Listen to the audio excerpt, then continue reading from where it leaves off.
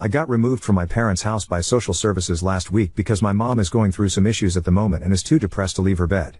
I was first placed in a group home for foster children, though I don't think I'm a foster child because my mom is still caring for me. She is just going through something at the moment. I personally think I would have been fine staying at home because I'm very mature for my age, everyone tells me. But my grandpa reported my mom to social services, which is why I got removed. After being at the group home for a few days, my uncle finally got permission to take me in for a while until my mom is better. I don't know my uncle that well, he's my dad's brother, and since my dad died I haven't really had much contact with his side of the family. My uncle lives with his two sons who are 11, Oliver, and 9, Jamie. I've had to start sharing a room with Oliver, and Jamie shares with my uncle since there are only 2 bedrooms in the house. I hate this because at my proper house I have my own room and I just don't understand why I can't stay there. I've had to be removed from school because my uncle lives so far away and they're not able to get a place for me until September, which means I'm just sat at home doing nothing all the time. I just hate it here. When we're home, Oliver never wears clothes, sometimes Jamie too, but he usually wears underwear. But the second that Oliver gets home from school he just strips completely. It makes me feel so uncomfortable and weird because why does he feel he can expose me to that? I don't like seeing it and it's just weird. I mentioned this to my uncle and he basically told me to deal with it, and that this was Oliver's house first. I told him that I think it's weird and it makes me feel uncomfortable. He doesn't understand how much of a change this has been for me. I don't even want to be here, and it's so weird that Oliver just won't wear underwear at least. It's not like it's a big deal. I don't want to see him undressed all the time. Especially when I invited my friend Max over, Max felt so uncomfortable that he left early when he was meant to stay for the entire day. I'm not allowed to go over to his house, which just makes it worse because now it's ruining my friendships. How old are you? Reach out to your social worker and explain that everyone in the new house walks around naked and you don't feel comfortable there. They will most likely try to find some other accommodation. It will not be a quick fix though. Oop, I'm almost 15, you will not be allowed to live alone. But they may be able to move you to another home. Keep pushing for it. If the social worker will not help, escalate it. State that you feel you are being sexually harassed by your cousins and uncle by being forced to see them naked. You can go so far as to say your uncle supports it. It may get messy and your family will blame you. Don't let them make you feel bad for this. You did nothing wrong and are having a bad situation forced on you because of mistakes others made. None of this is your fault. You will survive this, and you can potentially have a better life if you are able to separate yourself from them. I am so sorry you are going through this. It sounds really hard. Is there a social worker monitoring your foster placement? I'm wondering if there is any adult other than your uncle you could speak with about this. Update 1. My uncle and I spoke about my cousins, and my uncle for once I think was really nice and reasonable. He apologized to me, said he was stressed with work and all the change and he shouldn't have taken it out on me.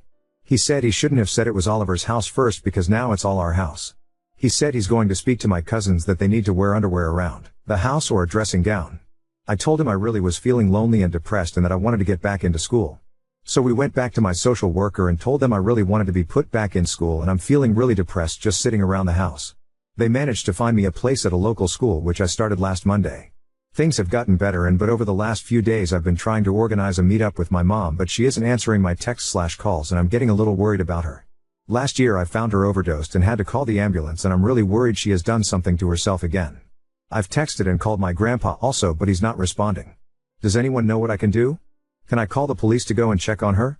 I'm glad to hear things are a little better. Are you from the UK? If so, call the police on 101 and ask for them to do a welfare check on your mother.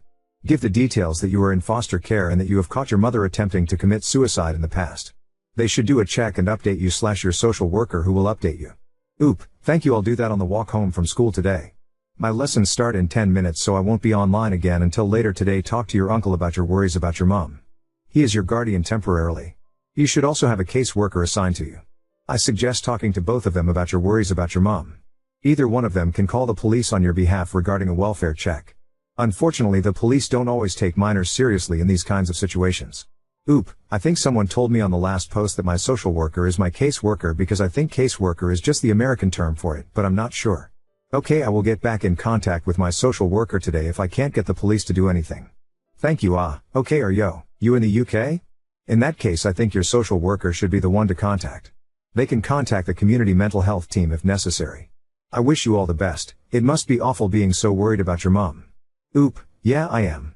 It's all I can think about at the moment, so it's really worrying me. I just keep reliving the day I found her. I'm really mad at my grandpa because he's the reason I've already been forced to be removed from my mom, so I can't look after her, and now he's not even responding to me. Update 2. My uncle and I had a huge argument and he ended up throwing me out, which I don't know, maybe is a good thing. I didn't really like living with him. Currently I am with a very nice old lady and her other foster child. I finally managed to get in contact with my grandpa and I got an update about my mom. She's in hospital at the moment. She tried to end her own life again. I really feel awful, especially because I wasn't there to protect her. I know everyone here says it isn't my job to protect my mom, but if I were there she wouldn't have done this. I would have been there. I don't know how well she is and they aren't letting me visit. I asked my grandpa about why he took me away and then stopped responding to me and why he started to ignore me. He said he just didn't know what to say and that I was so angry at him. Which I am really angry. But I still wanted to talk to him. I don't really think Reddit is good for my mental health. People were sending me pretty horrible things to my DMs and telling me my mom had killed herself to get away from me. So I might not respond to any more messages and I'm not going to post any more updates. It sounds like the grandfather is trying, but Oop is lashing out whenever they talk. I don't know what to say. You are just so angry from the grandpa. The Oop stating they know they are very angry but still want to talk is a tough one. I can see why the grandfather stopped answering calls if every exchange W, as Oop screaming at him about how he ruined Oop's life. Plus it sounds like the grandpa has his hands full with his mentally ill daughter. I don't see how everyone failed him. The mother was incapable and mentally ill, so Oop was removed. Placed in foster care, but a family member took them in quickly. The underwear thing was nuts, but two similar-aged boys sharing a room and a complaint about not wearing clothes, especially if it was very normalized before Oop lived there, may have not seemed significant to the uncle at the time. He rethought it, apologized, and tried to make changes. Oop never said what led to him leaving Uncle's house, but he admits to being very angry. He talks a lot about why he just doesn't understand why he can't go home, and it is very possible he engaged in some sabotage of the situation, thinking if he got kicked out they would let him go home. Social workers are checking in on him and got him enrolled in school. More than everyone failing him, I think he is a victim of very unfortunate circumstances. Dead dad and mentally/emotionally incompetent mother. Oop, you're just making up random shit about me. I haven't lashed out at anyone. My grandpa hadn't responded to me at all since I was removed, and my messages to him consisted of hi, hello, how's mom? Could I get uncle to drop me off to visit mom? Hi. I didn't lash out at him. I never lash out at anyone. One thing I never do is lash out, because that's what dad used to do and I know how it makes everyone else feel. My grandpa didn't respond to me because he assumed I was upset at him, which I was. I never told him. I never lashed out at him or anyone else. Oop never said what led to him leaving uncle's house, but he admits to being very angry. Again, you're just making things up in your head to blame me, insinuating that it's my fault I was kicked out because I was angry. Saying I sabotaged it? I have never sabotaged anything. Nothing that has happened to me has been my fault, nothing. I do everything I can to make the people around me happy, everything. All the time. And I get nothing back. And yes, I asked my uncle's family to wear some underwear around the house. Jesus, is that so much to ask? No one puts me first, no one. The only person who even cares about me is my mom, and she's going to fucking kill herself and I can't even fucking do anything to help her. Don't call her mentally incompetent. This is why I said I wouldn't look at the comments. People I don't even know are blaming me for things that didn't even happen. You're literally making things up in your mind to justify blaming me. I don't understand why people do this to me all the time. Good God, honey, even if you had lashes out, you have so much reason to not be okay right now, and the people sending you messages and being shitty to you are the ones who are mentally and morally incompetent. You are under too much stress for a person so young. I hope the people you are staying with now are nice and you can lean on them some. I'm on the wrong side of the ocean, but I'm still a mom and I would message with you if you need to talk. I hope the hospital helps your mom get better so you can be back with her at home soon. Take care and don't listen to the assholes. Oop, thank you. I knew I shouldn't have read the comments, yet I still did, and it just made me more upset. I'm glad there are kind people out there like you and like my new foster carer, who BTW is really kind and nice to me and is really trying to get me to see my mom. I've only been with her for a little while, but I feel like someone is finally taking my side and understanding how I feel. I'm embarrassed to say, but I cried so much yesterday and she was there just helping me, and that's something I've never had before.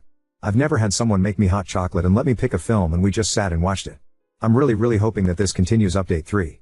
Some people were again mean and negative about me in the comments, like people just assuming I was violent and lashed out at my family. I don't do that, just setting the record straight. I never did that, not one.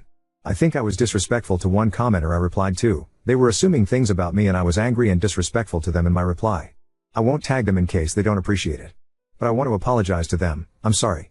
I want to spread positivity and happiness, not negatively. I also took the advice of someone in the comments to turn off my DMs because that's where the really nasty or perverted people were messaging me. I am currently living with Jay, the old lady foster carer I told you all about. She is very nice.